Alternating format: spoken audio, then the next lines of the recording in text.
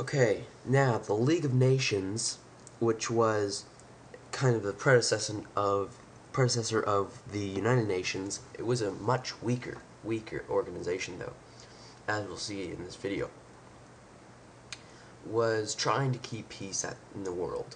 But with Hitler and Stalin and Spanish Civil War and Mussolini, keeping peace in the world was almost impossible.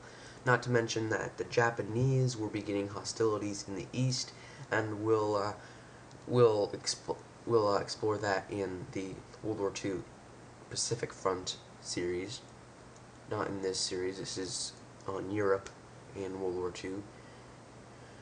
But they just weren't living up to their goals. And here we see Italian troops getting ready to fire artillery in the middle of Ethiopia. Now, Ethiopia and Italy had a long history of hostility. Back in 1896, this is in the 19th century, the Italians had invaded Ethiopia during the scramble for Africa, and had been defeated in two great battles, the Battle of Adoua, and the Battle of Amba Alagi. And the Italians had been severely embarrassed and humiliated by this defeat, and now they were ready to take over Ethiopia once again. So Mussolini's forces invaded Ethiopia in 1935 and crushed basically almost all resistance. They were led by General Pietro Badoglio, seen here, and they had tanks, they had planes, they had machine guns, they had lots of stuff that they didn't have in 1896. And for the most part, the Ethiopian army hadn't really adapted to the new style of warfare, and some still fought with swords and sabers and spears, although there were a couple muskets, but really it was a very, very ill-equipped army compared to the Italian army. And the Italian army was even ill-equipped by the German standard. The Emperor of Ethiopia, Haile Selassie, fled to England.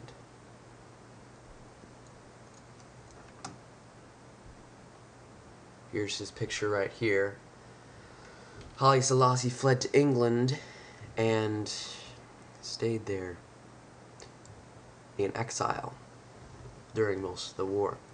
So from 1935 until World War II, Italy had finally realized its dream of controlling Ethiopia, which was in the fertile Horn of Africa, and it was very valuable. And the United Nations tried to stop. They said, no, no, no, no. Italy, you can't do that. You can't just invade another country. And guess what Italy did?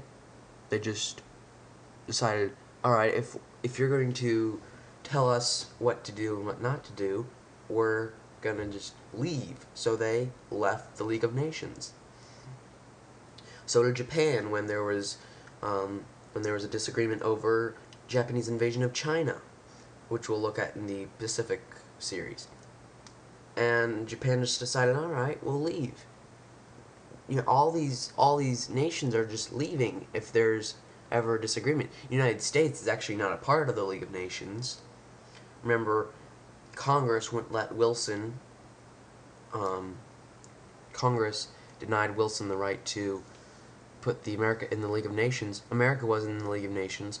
Overall, the League of Nations was very, very weak compared to the much stronger United Nations of today. The League of Nations was just very, very much in its infancy, and it was basically too weak to stop the Italians from invading Ethiopia. And so this is yet another cause of World War II. And soon, the Allies, that is France and Britain mainly, have decided we're not going to let the Axis, that is Germany and Italy and Austria and Czechoslovakia, that is under Germany, we're not going to let them invade one more country without us putting up a fight. So they make a deal with a bunch of Eastern European nations, Poland, all these different nations in the Balkans, including Poland, and they say, if Germany invades you, we invade Germany. And so that is this. In the next video, we'll cover the outbreak of World War II, September 1st, 1939.